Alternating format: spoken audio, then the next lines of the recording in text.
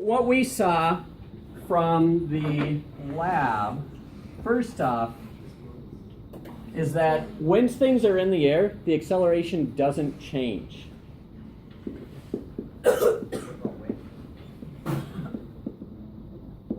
It's constant when things are in the air.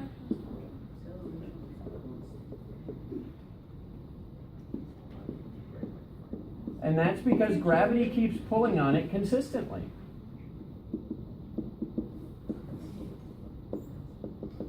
We also measured a value that's really close to the accepted value. We usually abbreviate that accepted value as G, means the acceleration of gravity, equal to negative 9.8 meters per second, or meters per second squared. So just to highlight, it's not gravity, it's the acceleration of gravity.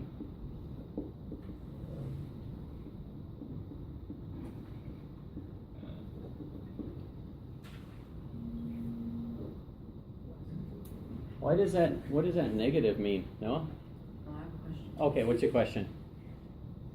Acceleration is constant while an object is in the air. Yep. We can have acceleration on big amount of gravity. But you just said that in the air is constant. You were talking about things. Yes. Nate. That. What is because it's pulling down. Because it's pulling down. This is a vector, right? It's got a direction, and that direction is always acting down. That means if something is moving in the opposite direction, up, this will be slowing it. If something is moving in the downward direction, this will be speeding it up. Jeez. Bless you. The hardest thing for students to remember often in this is that fact. A lot of times you want to see that when you've got a ball and you throw it up, and I will ask you this on the quiz, so be ready. When is the acceleration 0 there? So in this, at the top. And at the start. Is that constant if it's 9.8 for some of the time and 0 at the top?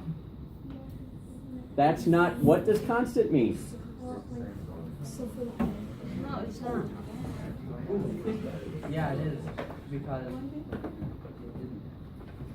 Yes, it is because you're talking about the acceleration. It's not accelerating, it's stop. It isn't. So do you know what 0 and what's a velocity at the very top? 0. So 0 velocity and 0 acceleration. Do you know what that looks like? There. It's moving. Is that its motion? Yes. It's not moving and it won't move. It will if you do something to it. Is at the very top, is the ball doing any one of those 3 things we said was acceleration? Is it speeding up? Is it slowing down? Yes. Is it changing direction? No. It is. But it's constant. So when it stops, It stops. Its velocity is 0. Its acceleration is negative 9.8 meters per second per second. That is a constant, meaning it does not change. Gravity doesn't turn off just because something gets to the top of the arc. It's still acting, and it's going to make it go faster and faster. Just for the briefest moments, it stops. Not even an amount of time that we could calculate or measure in any way. It stops. But gravity is what makes it stop, what changes its direction, and what gets it going back down. So this does not change. If I ask you that question now again, when, if ever, is the acceleration of a ball 0 in the air? What do you answer? oh, never. Never. Never. It's always accelerating. Even though it stops briefly, that's okay to stop. It's still changing directions and still moving. Let's talk a little bit about what we can do with this to describe motion now. So let's say that we want, let's do calculations are probably best here. You throw a ball and release it going 25 meters per second. How long will it take to reach its peak? 1 second. You can't guess this. You should write this. Whenever we've got something in the air, because we know gravity is acting on it, we know that it's an acceleration type problem. That means that we're going to use our acceleration formula to calculate it.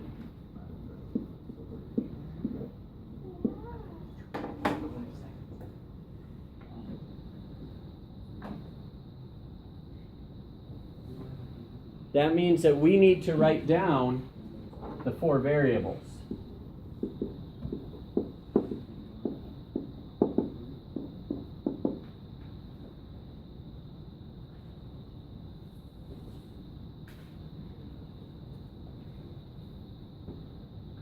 What are we trying to find here?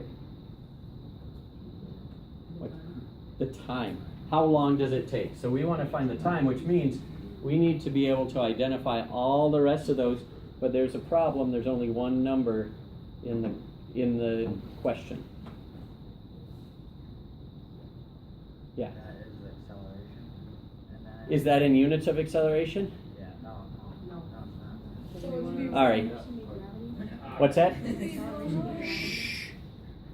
Acceleration is because of gravity, which means what's its value? Negative 9.8, yeah. Meters per second or meters per second squared?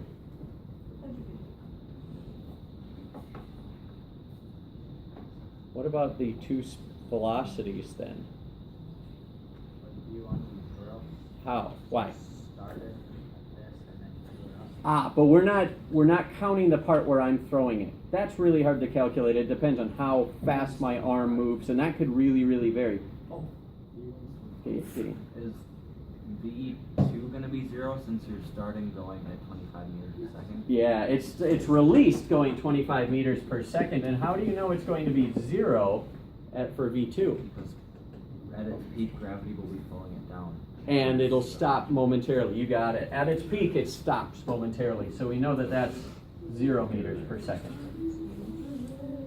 Now we can go through this and rearrange to find t. As we did last week, we'd have to multiply by t first, get it out from the bottom of this fraction, and those two cancel. So you'd have t times a is equal to v2 minus v1.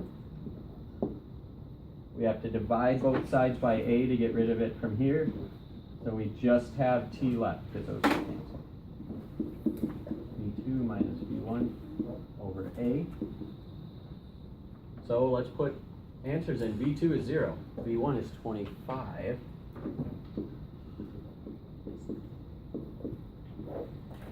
Meters per second. Always keep your units with it. A is negative 9.8 meters per second squared. That's due to gravity.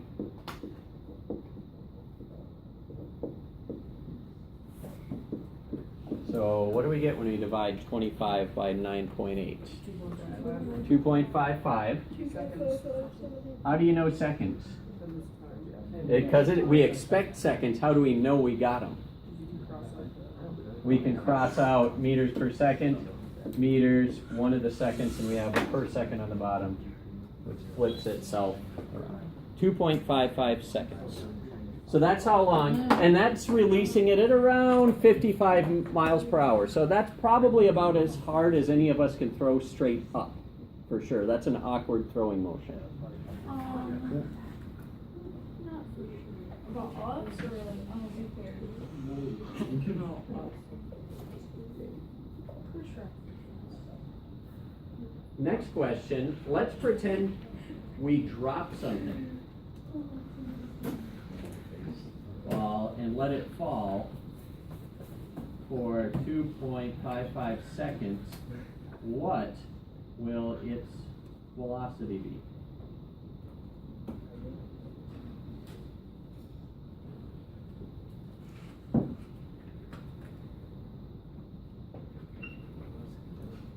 I will pause here and let you guys set this up and probably solve it. And whenever something's in the air like this, we know it's an acceleration problem because we know it involves the acceleration of gravity, negative 9.8 meters per second squared. So V1, V2, T. T's obviously. Yep. T is obviously 2.55. Which velocity are we trying to find? We're trying to find V2 velocity. How do you know? Because let it fall. We're looking for the time or the speed after it's been falling. So we want to find V2, which means we should be able to define V1. Zero. How do you know?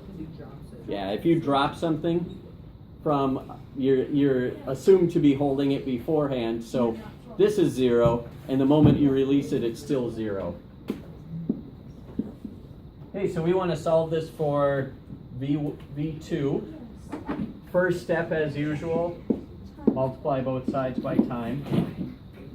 You get T times A is equal to V2 minus V1. V1 here is 0, so we could just forget about it, but just for completeness, if in a general case, we would add V1 to both sides, that would leave V2 over here, T times A plus V1. So let's put values in. Just need T times A. T is 2.55. The acceleration we always know from gravity, negative 9.8 meters per second. And a very little bit of mental math.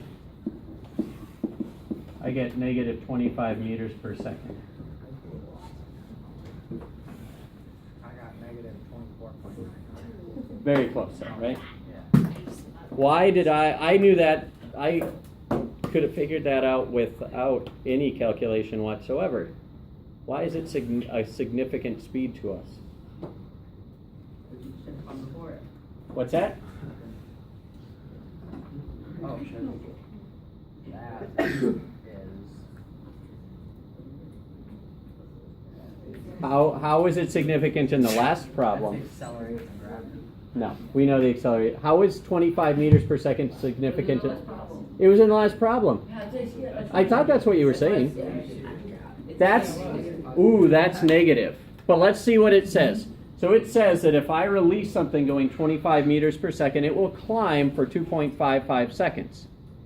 If it then falls for 2.55 seconds, it's once again going 25 meters per second. What does the negative mean? It's going down, that's all.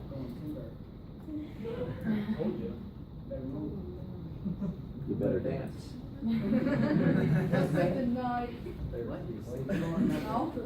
Okay, so this tells us a couple things about the symmetry of motion. Symmetry means similar to both sides, or mirrored, sort of.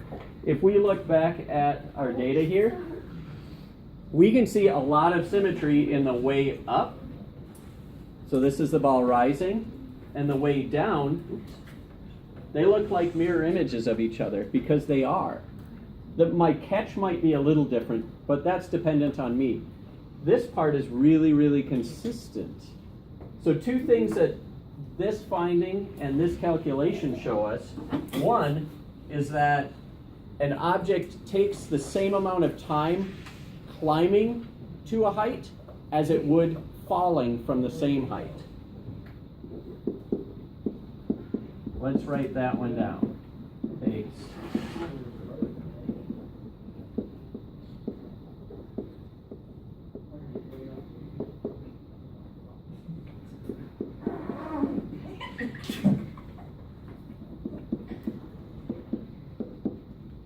height as it does falling from the same height.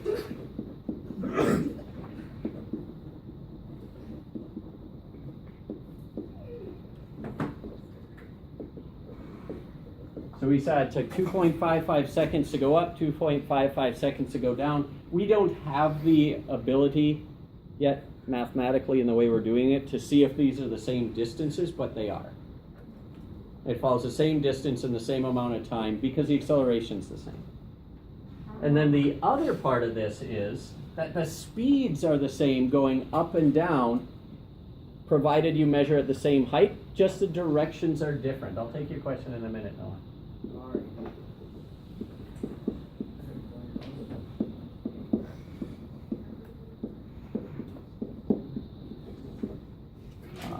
At a given height,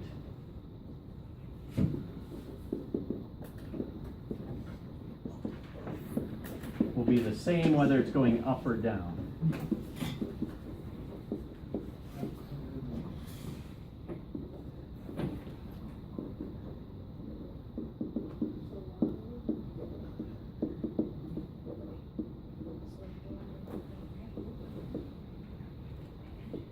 Of course, the direction will be different.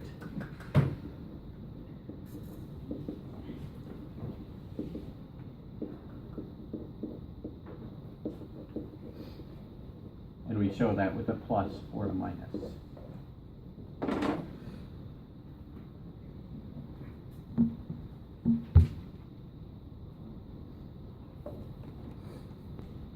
Yes, the chatter part, you guys sound like idiots.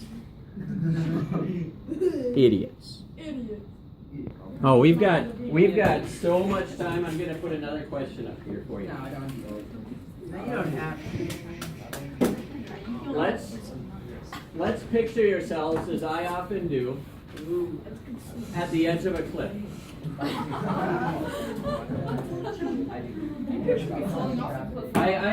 I'm imagining some of you at the edge of a cliff right now. Falling off.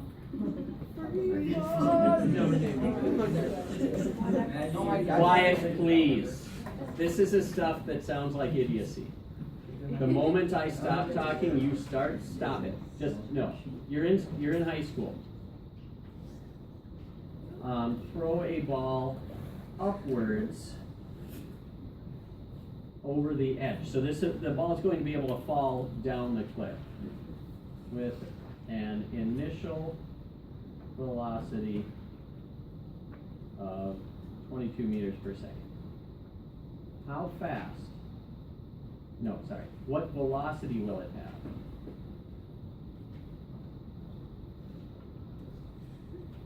Uh, 8 seconds later. Okay, so let's assume it doesn't hit the side of the cliff or the bottom or anything like that. It's continuing to fall. What velocity will it have 8 seconds later? I want you guys to write this out and give it a try. I'll give you 2 minutes. A lot of you have it set up right. Some of you, I think, have gotten to the point where you can calculate it. Acceleration, this is in the air, so it's always going to be the same for us, negative 9.8 meters per second squared. Velocity 1, that's always going to be the velocity when we release it. Not before or when we're considering throwing it. Nope, it's when we release it. It's up and it's 22 meters per second, so that makes it positive. V2, we want to figure out what's the velocity 8 seconds later. So that's what we want to find, and time, of course, is 8 seconds. We just solved this one and got the equation V2 is equal to A times T plus V1. So V2, we just put in our numbers, negative 9.8 meters per second squared times 8 seconds plus 22 meters per second. Notice that meters per second squared times second, that's going to be a meter per second squared. But it's going to be a big negative number. It's going to be 78.4 negative plus 22 meters per second. So what do we get total? Negative 56.4 meters per second. Indicating what direction is it going? Down. It's reached the top and it's going down well below where it was started.